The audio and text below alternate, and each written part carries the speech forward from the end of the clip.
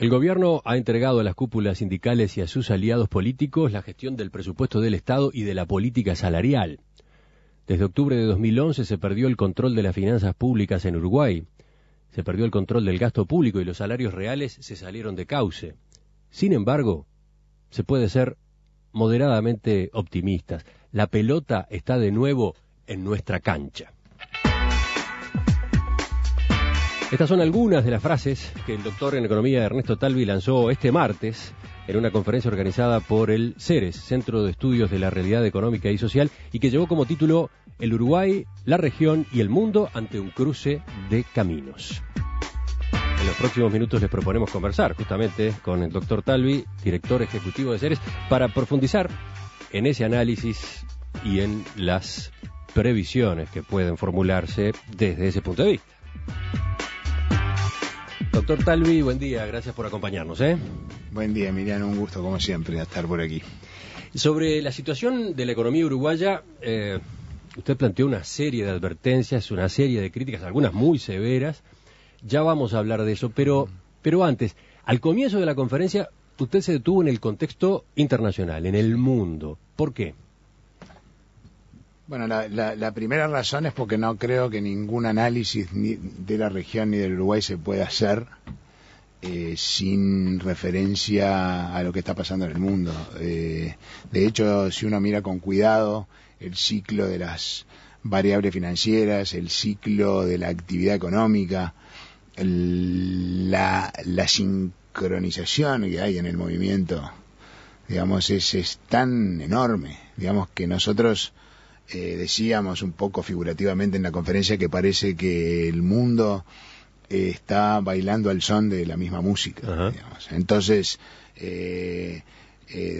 hemos visto un periodo muy fuerte de enfriamiento económico después de que la crisis en Europa se generaliza a España y a Italia hacia principios, sobre todo mediados del 2011, y ese enfriamiento se produjo, digamos, no solo en la propia Europa, el epicentro de la crisis, sino que se produjo en la China, en el Asia emergente, en Brasil, en Argentina, que venía creciendo muy fuerte hasta mediados del 2011, y también en el Uruguay, donde de venir creciendo a un ritmo del orden del 6%, pasamos a crecer a un ritmo inferior al 3%, y toda esa enfriamiento, desaceleración se produce de manera absolutamente sincronizada, digamos, con la crisis europea en todas las economías emergentes. ¿Por qué hablamos de un pronóstico moderadamente optimista? Porque desde que asume Mario Draghi la presidencia del Banco Central Europeo, Emiliano, por primera vez, y ya hemos dicho varias veces cuando estuvimos aquí que desde hace 2 años que la crisis europea se iba a tener que poner peor antes de ponerse mejor, porque no veíamos que se estuviera apuntando al nudo gordiano del problema. Bueno, con la asunción de Mario Draghi por primera vez empiezan a adoptarse políticas que permiten ver un tenue rayo de luz al final del túnel. ¿A qué política se refiere, por lo menos brevemente, así en titulares? Políticas que fundamentalmente garantizan la convertibilidad de los bonos de los países periféricos en problemas, en particular y muy especialmente España e Italia, en bonos del Banco Central Europeo. En otras palabras, que el Banco Central queda autorizado a comprar bonos de España e Italia y luego esterilizar la emisión monetaria que hace para adquirirlos, emitiendo bonos del Banco Central Europeo, lo que implica que al final se termina sustituyendo el riesgo España, el riesgo Italia, que los inversores hoy perciben como alto, por el riesgo Banco Central Europeo, que léase es lo mismo que el riesgo Alemania, digamos. Entonces ha logrado bajar mucho las tasas de interés que España e Italia pagan, y si este shock de confianza incipiente, digamos, que ha logrado Mario Draghi desde el Banco Central Europeo, se logra perpetuar, digamos, entonces se puede producir un círculo virtuoso en el que tenemos baja en las tasas de interés, recuperación de la inversión, recuperación del consumo, de la actividad económica, de la recaudación, y por ende deudas que antes parecían impagables, ahora empiezan a parecer pagables y entonces los inversores aceptan validar esas menores tasas que están pagando. Esta decisión de las últimas horas, la de los ministros de Finanzas de la Unión Europea, que hoy mismo en la madrugada alcanzaron un acuerdo sobre el marco legal que permitirá crear un supervisor bancario único, ¿va en la misma dirección? Va en la buena dirección. A mí me gusta poner este ejemplo que digo para distinguir las distintas políticas. La Unión Europea está haciendo un esfuerzo por reorganizar su arquitectura. Entonces esto va en la dirección de la unión bancaria, se está trabajando en la unión fiscal y también se está trabajando en una unión política más profunda. Estas dos cosas son componentes. Entonces yo siempre digo, bueno, la casa se está incendiando. Entonces lo que Mario Draghi hace, o el Fondo Monetario, o las instituciones de Europa cuando le dan liquidez a los... Dice, mira, yo te mando a los bomberos, te voy a pagar el incendio. Pero te voy a poner ciertas condiciones. Es decir, tenés que cuidar las finanzas públicas, hacer esto, lo otro, hacer estas reformas. Eso es como decirle, mira, después que te apague el incendio, te tenés que ocupar de pintar un poco la casa y arreglarla y ponerla un poquito en orden como estaba. Y estas otras iniciativas de la unión bancaria, como esta noticia de hoy, la unión fiscal, que son más de largo plazo, es como decir, pero además vamos a poner bomberitos y poner detectores de humo para asegurarnos que este incendio no se vuelva a producir. Entonces son, digamos, todas cosas que apuntan en la buena dirección, pero diría que lo más espectacular desde el punto de vista de resultados y lo más importante es lo que está haciendo Draghi desde el Banco Central.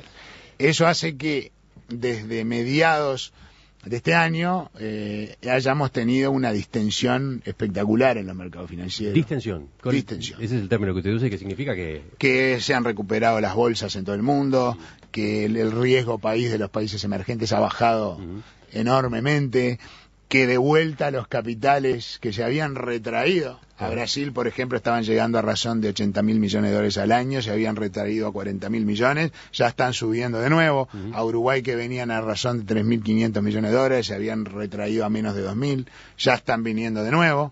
Eso es lo que está poniendo presión para apreciar las monedas, después hablaremos seguro de eso. Eso es un problema.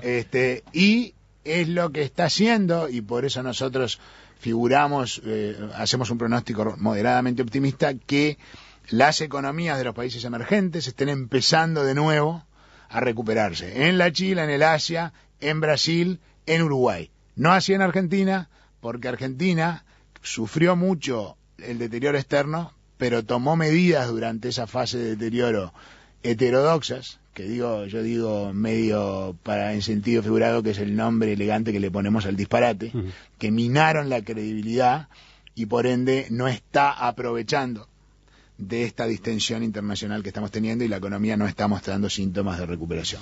¿Cómo ubica en ese cuadro la influencia de Estados Unidos? ¿Qué es lo que está pasando en Estados Unidos? En la conferencia usted dijo que la evolución de la economía de Estados Unidos sigue los patrones habituales de las recuperaciones después de las crisis financieras y que lo que cabe esperar es que siga creciendo y paulatinamente lo haga a tasas más vigorosas. Sí. El patrón típico después de las crisis financieras es que la gente, como el crédito se vuelve caro y escaso, quiera desendeudarse. Entonces la gente deja de consumir para poder repagar sus deudas, las empresas dejan de invertir para pagar sus deudas, eso deprime la demanda interna, como se le llama, el consumo, la inversión, y eso es lo que deprime a la economía. Esos periodos de desendeudamiento llevan muchos años. En Estados Unidos ya vamos 4, en Suecia, que es con quien comparamos la crisis de Estados Unidos por su extraordinaria similitud, a principios de los 90 le llevó 7 años. Cuando ese proceso de desendeudamiento termina y la gente vuelve a retomar patrones de consumo más normales y las empresas patrones de inversión más normales, entonces las economías se empiezan a recuperar con vigor. Lo que estamos viendo en Estados Unidos es que quizás este proceso esté llegando a su fin de manera un poco más rápida de lo que pasó con el antecedente sueco. Estamos viendo que los precios de las viviendas, que habían caído 40%, se están estabilizando, que el crédito, que se había hecho pedazos, de hecho los bancos no solo no estaban prestando, sino que estaban recobrándose créditos, está empezando a resucitar de manera más o menos tenue, pero resucitar, y la industria de la construcción ha parado de caer y se está recuperando, digamos. Quiere decir que vemos los primeros síntomas de que el proceso de desendeudamiento agudo que mantiene la demanda interna muy comprimida, digamos, está llegando a su fin. Entonces podríamos esperar digamos, que Estados Unidos sea una fuerza, digamos, de recuperación positiva para la economía mundial. No nos olvidemos que Estados Unidos es todavía el 25% de la economía del mundo, ¿no? De todos modos, hay algunas luces amarillas, ¿no? Está el riesgo del abismo fiscal, por ejemplo. Está el riesgo del abismo fiscal. El abismo fiscal, para que la gente sepa lo que es simplemente que a fin de año rebajas de impuestos que se hicieron durante la administración Bush y la administración Obama se terminan de manera automática, o sea que habría una suba automática de impuestos y una reducción automática de algunos gastos que se comprometieron cuando a mediados del año pasado se renegoció el aumento de los topes de deuda. Quiere decir que si no se hace nada, digamos, entonces va a haber un ajuste fiscal del orden del 4% del PBI y eso podría ponerle a la economía presiones recesivas que estimamos van a ser temporarias, pero que sería una lástima que en un momento en que la demanda interna privada todavía está frágil, le impongamos un ajuste fiscal absolutamente prematuro, abrupto y, en mi opinión, innecesario, digamos. Así que esperemos que se pongan de acuerdo republicanos y demócratas. No es fácil, el Congreso de Estados Unidos está en los niveles de polarización más altos que conoce la historia reciente, digamos, pero aún si no se pusieran de acuerdo, el presidente Obama tiene algunas opciones que no creo que valga la pena entrar en detalle en ellas para poder evitar, digamos, caer en este abismo. Así que la resolución de la Reserva Federal de ayer, un paso más en la política de estímulo monetario, cuando anunció una nueva inyección de liquidez, cuando anunció que mantendrá las tasas de interés de referencia a niveles excepcionalmente bajos, así que entre 0 y 0,25%, hasta que el desempleo baje a 6,5%, va en la línea de lo que usted dice. La Reserva Federal, Emiliano, ha llevado una política, hicimos un análisis muy minucioso en la conferencia, ha llevado una política absolutamente impecable. Durante toda esta crisis financiera, la Reserva Federal ha evitado que tuviéramos una nueva Gran Depresión, porque dio la casualidad, y en la vida a veces se dan esas casualidades, que este señor Ben Bernanke, el presidente de la Reserva Federal, el Banco Central de Estados Unidos, un académico, que nunca había estado ni en Wall Street, ni en nada en el sector privado, un académico que se había especializado en entender los orígenes de la Gran Depresión del 29 en Estados Unidos. Entonces, en el momento en que 80 años después tenemos la peor crisis financiera de la historia de los Estados Unidos después de la Gran Depresión, está al mando del Banco Central una persona que entendía perfectamente todo lo que nuestra ciencia sabe al respecto de cómo manejar estas grandes depresiones. Gracias a él esa Gran Depresión se evitó.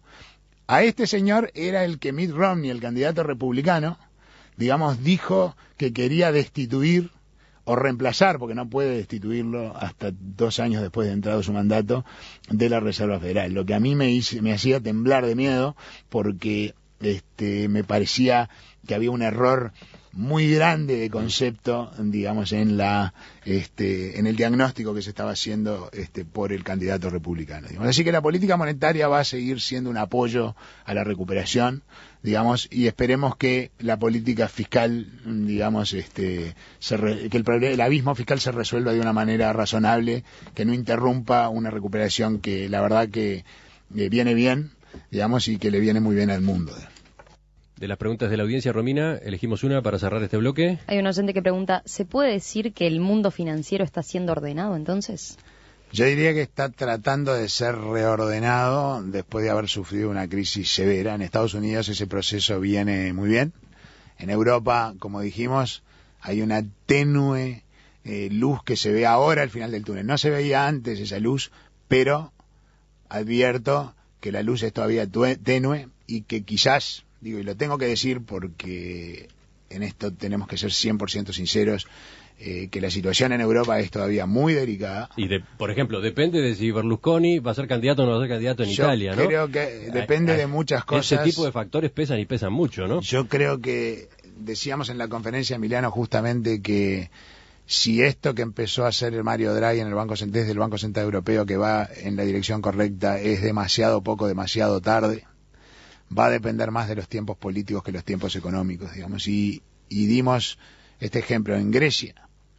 La intención de voto de la última encuesta para la extrema izquierda y para el partido neonazi Amanecer Dorado, digamos, suma 50%.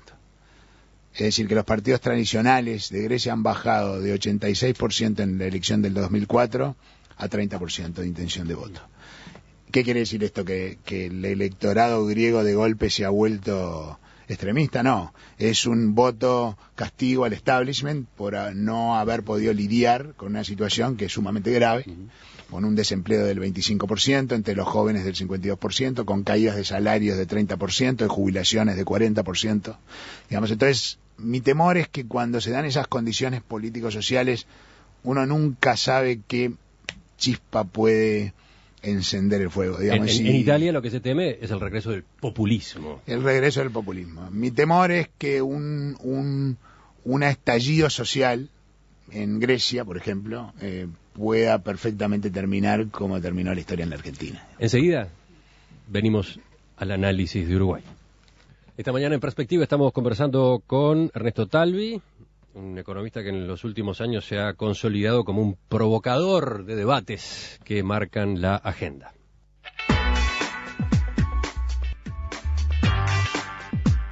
En este caso, el motivo es la conferencia que Ceres organizó este martes, titulada El Uruguay, la región y el mundo ante un cruce de caminos. El doctor Talvi es el director académico de Ceres. Doctor Talvi, empezábamos conversando con usted a propósito del contexto internacional, pero claro, nos interesa llegar a nuestro país. Si nos detenemos en Uruguay, lo que vemos es que la economía va a crecer este año entre 3,6 y 4%, la inflación está por encima del 9%, el déficit fiscal está en 2,9% del producto, y el valor del dólar, otra de las variables importantes, aparece en picada. Ayer andaba apenas por encima de los 19 pesos y eso que intervino el Banco Central.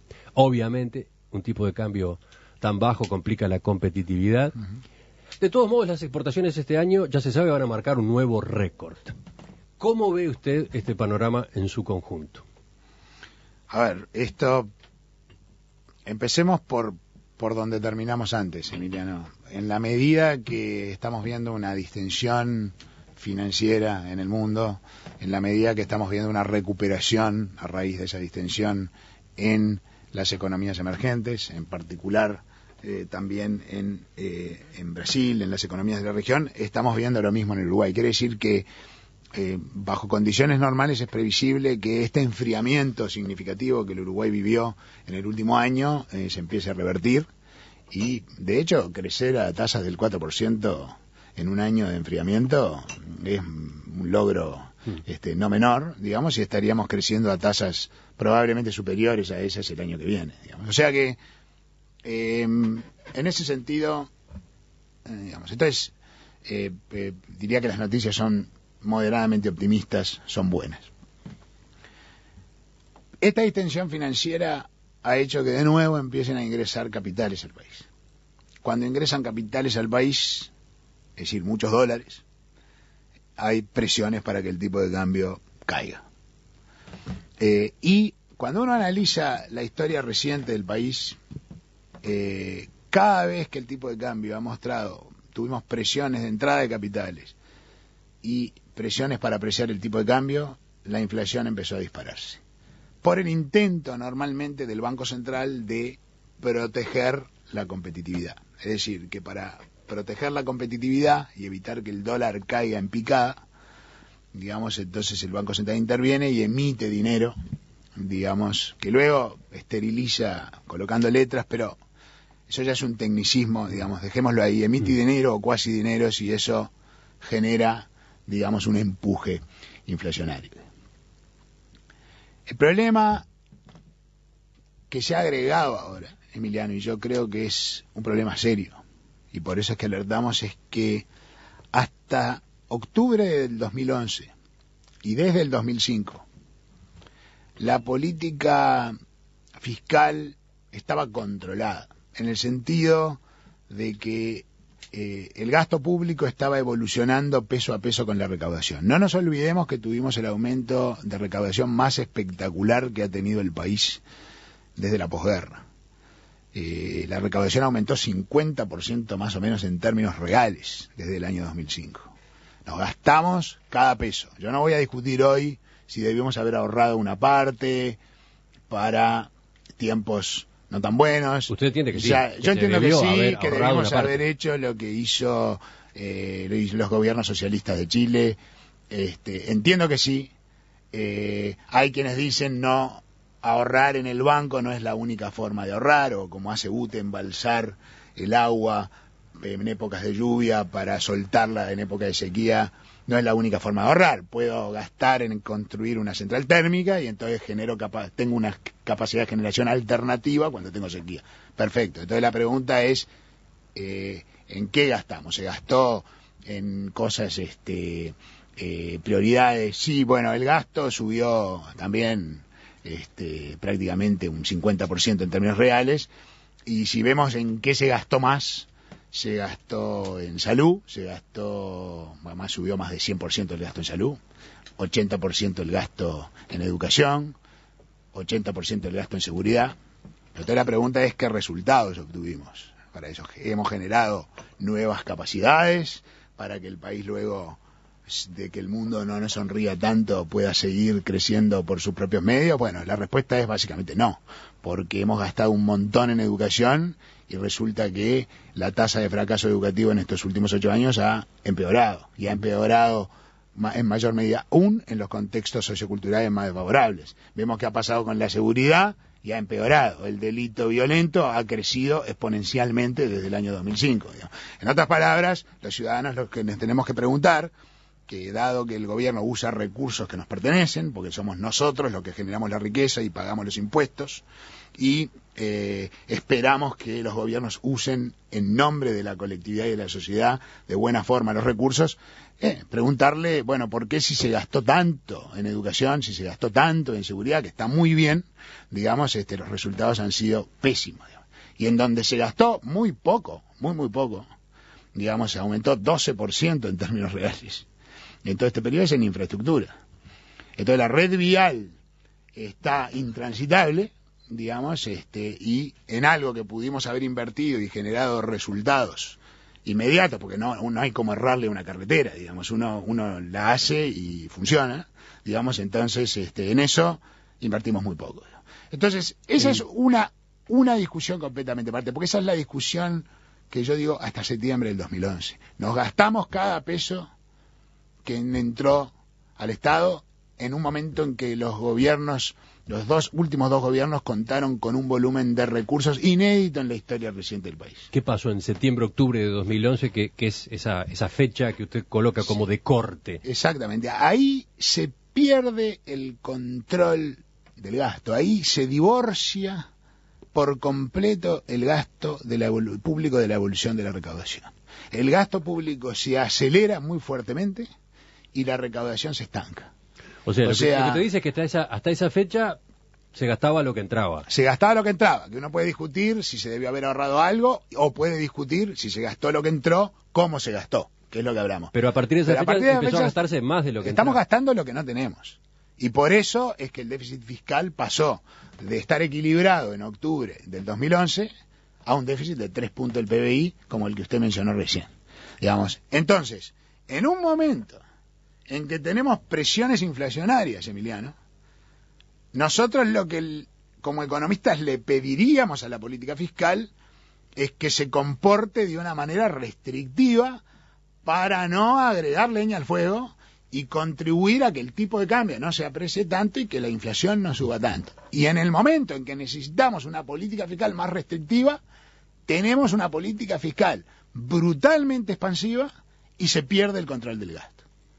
Al mismo tiempo, este es un modelo que estimó Ceres sobre la determinación de salarios en Uruguay. Hasta septiembre del 2012, yo tengo que decir con total honestidad que el modelo nos decía que la evolución de los salarios venía comportándose acorde con el comportamiento de sus determinantes fundamentales, de las variables económicas más importantes. ¿Hasta qué fecha? Hasta septiembre del 2011. O sea, el mismo momento de corte. En que se pierde control del gasto público, la política salarial se sale de cauce. ¿Qué quiere decir esto? Que en el último año los salarios subieron un 2-3% por encima de lo que hubiera estado justificado por los fundamentos, por la evolución de la economía. Y las actuales negociaciones, digamos, de las cuales la de la bebida fue un poco la que que fue como simbólica, digamos, muestran de que ese divorcio, digamos, se ha seguido acelerando. Quiere decir, y esto es para mí muy importante, la política macroeconómica, Emiliano, tiene tres grandes pilares: la política fiscal, la política salarial y la política monetario-cambiaria del Banco Central. Si uno desbalancea la política fiscal, si uno desbalancea la política salarial, entonces le está poniendo un peso muy fuerte sobre el Banco Central para pelear contra la inflación. Entonces, ¿qué ocurre? Que el tipo de cambio, digamos, cae mucho más y la competitividad se deteriora mucho más de lo que sería necesario para poder mantener la inflación bajo control. Ahora, como el Banco Central le dan además el mandato de decir, che, no me dejes apreciar mucho el tipo de cambio. Mira, la política fiscal no te va a ayudar en la guerra contra la inflación. Todo lo contrario. La política salarial ya no te va a ayudar en la guerra contra la inflación. Todo lo contrario. Así que vos estás para pelear esto solo. Pero te pido además que no me aprecies mucho el tipo de cambio porque no me gusta perder competitividad. O sea que le están pidiendo, no, como decía en la conferencia, una tarea ciclopia, le están pidiendo una tarea imposible. El gobierno ha utilizado algún otro instrumento, por ejemplo, los acuerdos de precios con los supermercados. A ver, Emiliano, entonces, cuando uno se encuentra desbalanceado, se desbalanceó la política fiscal, se desbalancea la política salarial, con eso uno desbalancea la política del Banco Central y produce una apreciación muy fuerte del tipo de cambio al tiempo que la inflación se va de cauce. Entonces recurre a la heterodoxia. Entonces le pide a los supermercados o a algunos rubros importantes que no suban los precios. Esa política es otro desbalance, solo que ahora se lo introducimos en la ecuación de beneficios y costos de las empresas. Porque piénselo así, Emiliano, si a usted le dice, mire, usted le van a aumentar los costos, pero no puede trasladarlo a precios. ¿Qué significa eso? Que mis beneficios y mi rentabilidad va a sufrir. Entonces, si yo no puedo hacer nada y mi rentabilidad sufre, ¿qué va a pasar? Bueno, voy a tomar menos personal o voy a reducir personal. O sea que esas políticas de control de precios que no han funcionado nunca, ni acá ni en ninguna parte del mundo, son, y tengámoslo claro, una política antitrabajo, es una política antitrabajador. Usted dijo, y después, a propósito de estas decisiones, la frase esa que yo citaba hace un rato cuando comenzábamos la conversación. Allí hizo una de esas afirmaciones polémicas. Daría la impresión de que se asiste a una suerte de politización de la gestión económica en la que el gobierno ha entregado a las cúpulas sindicales y a sus aliados políticos la gestión del presupuesto del Estado y de la política salarial, renunciando a la responsabilidad constitucional de gobernar en dichas áreas en representación de todos los ciudadanos del país. A ver, Emiliano. ¿A qué se refiere concretamente? Me refiero a que si uno mira objetivamente los números, a partir de octubre del 2011 se pierde el control del gasto público. A partir de esa misma fecha, la política salarial se sale de cauce con respecto a sus fundamentos económicos.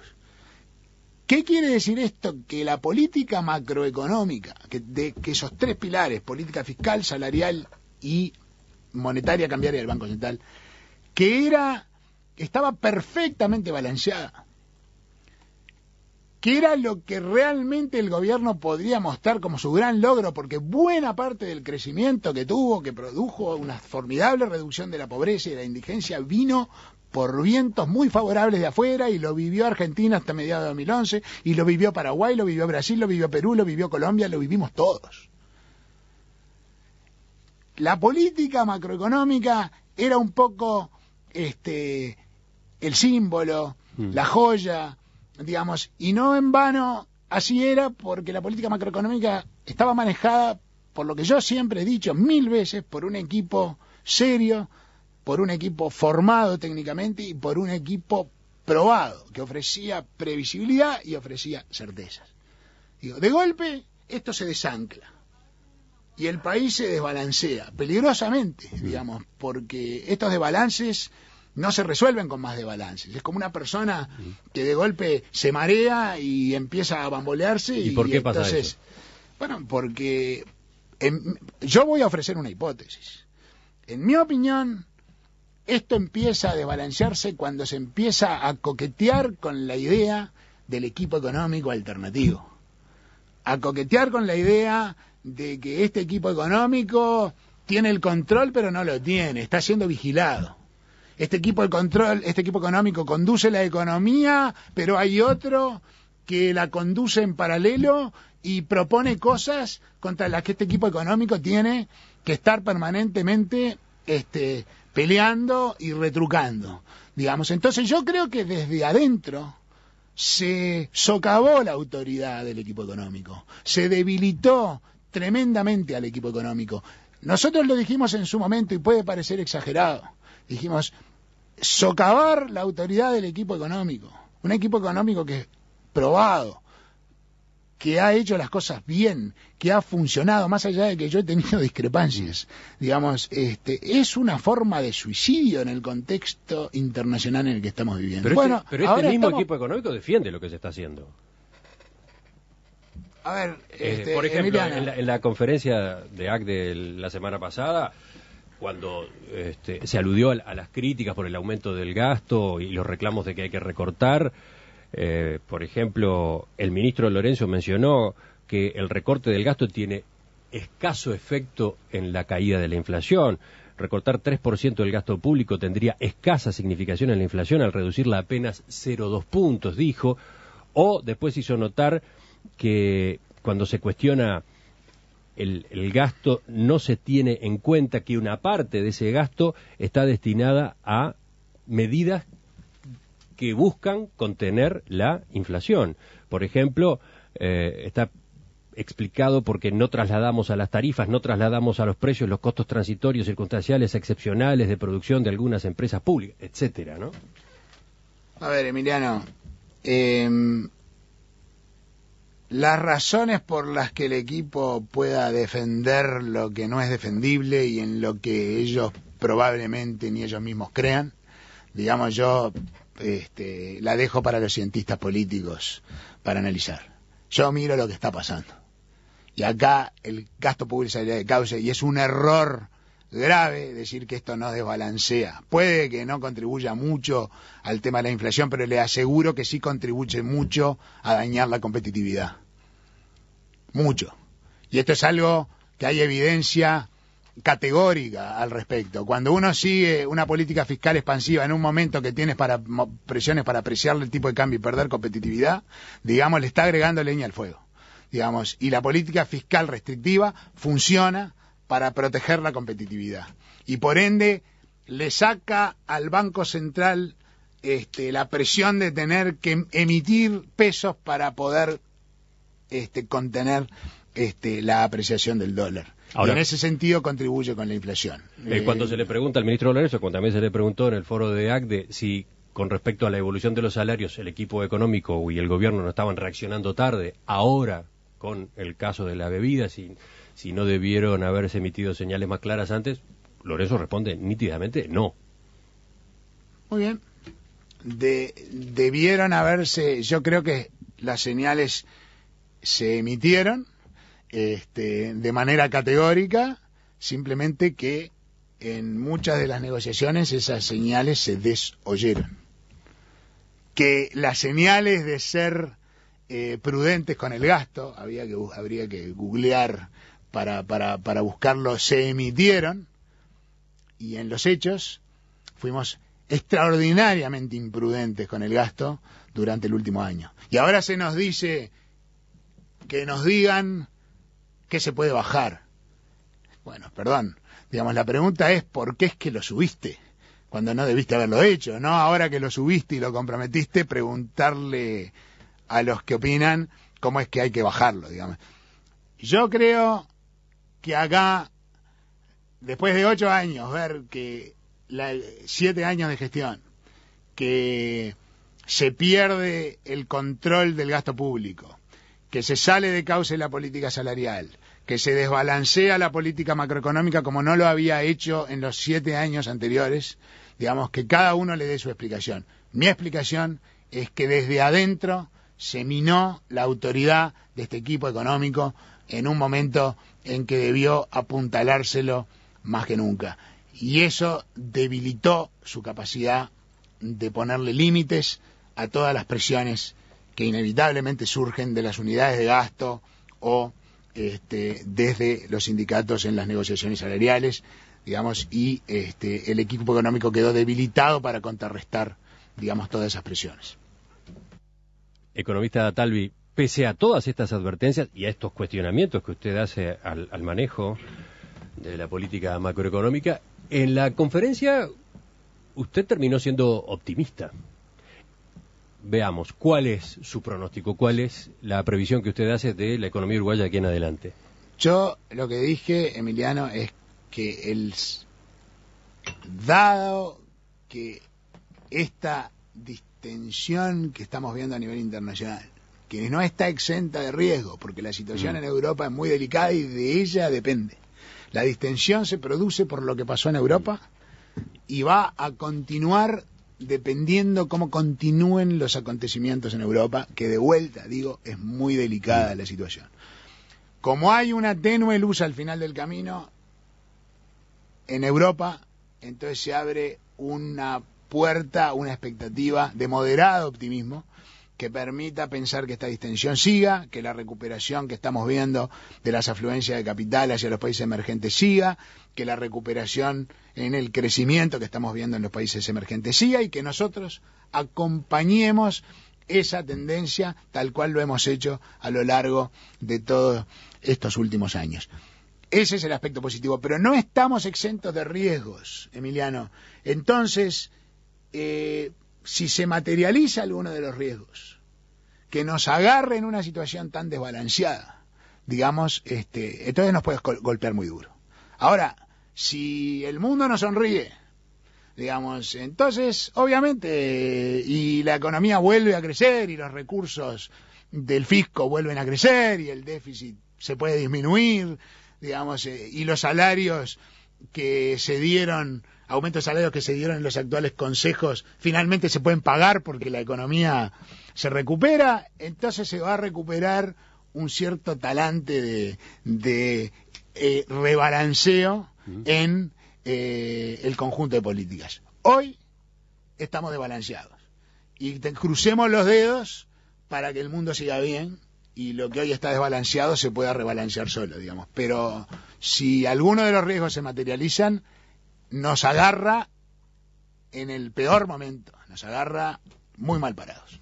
Doctor Ernesto Talvi, gracias por acompañarnos esta mañana. El gobierno ha entregado a las cúpulas sindicales y a sus aliados políticos la gestión del presupuesto del Estado y de la política salarial. Desde octubre de 2011 se perdió el control de las finanzas públicas en Uruguay. Se perdió el control del gasto público y los salarios reales se salieron de cauce. Sin embargo, se puede ser moderadamente optimistas. La pelota está de nuevo en nuestra cancha. Estas son algunas de las frases que el doctor en economía Ernesto Talvi lanzó este martes en una conferencia organizada por el CERES, Centro de Estudios de la Realidad Económica y Social, y que llevó como título El Uruguay, la región y el mundo ante un cruce de caminos. En los próximos minutos les proponemos conversar justamente con el doctor Talvi, director ejecutivo de CERES, para profundizar en ese análisis y en las previsiones que pueden formularse desde ese punto de vista. Doctor Talvi, buen día, gracias por acompañarnos. Buen día, Emiliano, un gusto como siempre estar por aquí. Sobre la situación de la economía uruguaya, usted planteó una serie de advertencias, una serie de críticas, algunas muy severas. Ya vamos a hablar de eso, pero antes, al comienzo de la conferencia, usted se detuvo en el contexto internacional, en el mundo. ¿Por qué? Implica que al final se termina sustituyendo el riesgo España, el riesgo Italia, que los inversores hoy perciben como alto, por el riesgo Banco Central Europeo, que léase es lo mismo que el riesgo Alemania, digamos.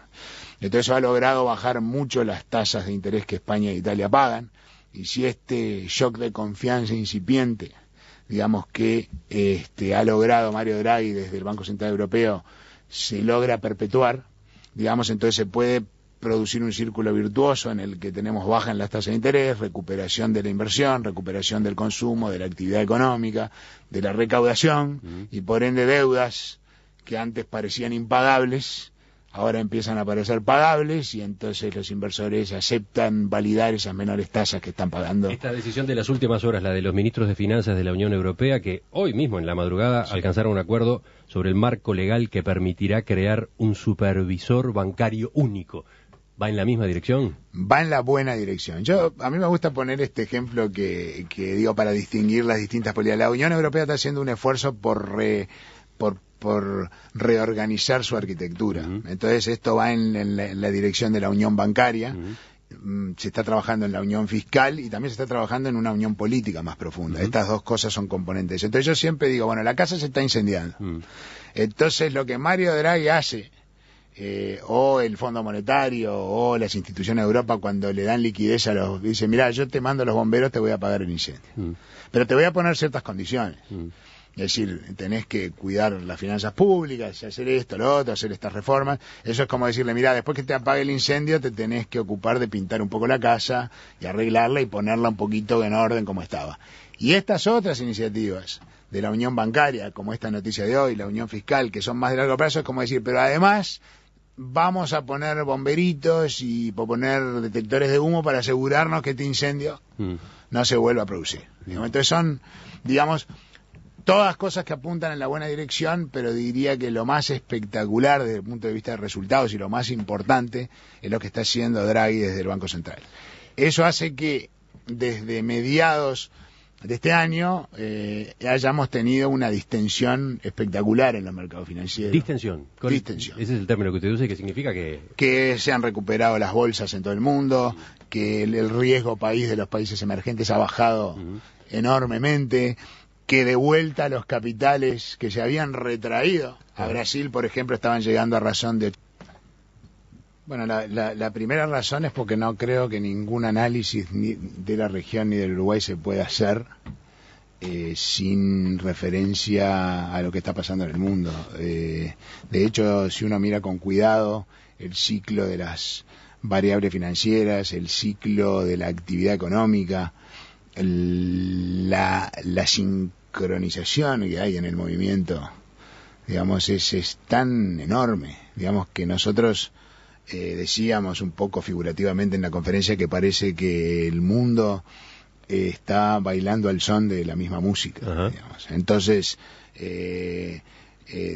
hemos visto un periodo muy fuerte de enfriamiento económico después de que la crisis en Europa se generaliza a España y a Italia hacia principios, sobre todo mediados del 2011, y ese enfriamiento se produjo, digamos, no solo en la propia Europa, el epicentro de la crisis, sino que se produjo en la China, en el Asia emergente, en Brasil, en Argentina, que venía creciendo muy fuerte hasta mediados del 2011, y también en el Uruguay, donde de venir creciendo a un ritmo del orden del 6%, pasamos a crecer a un ritmo inferior al 3%. Y toda esa enfriamiento, desaceleración, se produce de manera absolutamente sincronizada, digamos, con la crisis europea en todas las economías emergentes. ¿Por qué hablamos de un pronóstico moderadamente optimista? Porque desde que asume Mario Draghi la presidencia del Banco Central Europeo, Emiliano, por primera vez, y ya hemos dicho varias veces cuando estuvimos aquí que desde hace 2 años que la crisis europea se iba a tener que poner peor antes de ponerse mejor, porque no veíamos que se estuviera apuntando al nudo gordiano del problema. Bueno, con la asunción de Mario Draghi por primera vez empiezan a adoptarse políticas que permiten ver un tenue rayo de luz al final del túnel. ¿A qué política se refiere, por lo menos brevemente, así en titulares? Políticas que fundamentalmente garantizan la convertibilidad de los bonos de los países periféricos en problemas, en particular y muy especialmente España e Italia, en bonos del Banco Central Europeo. En otras palabras, que el Banco Central queda autorizado a comprar bonos de España e Italia y luego esterilizar la emisión monetaria que hace para adquirirlos, emitiendo bonos del Banco Central Europeo. Lo que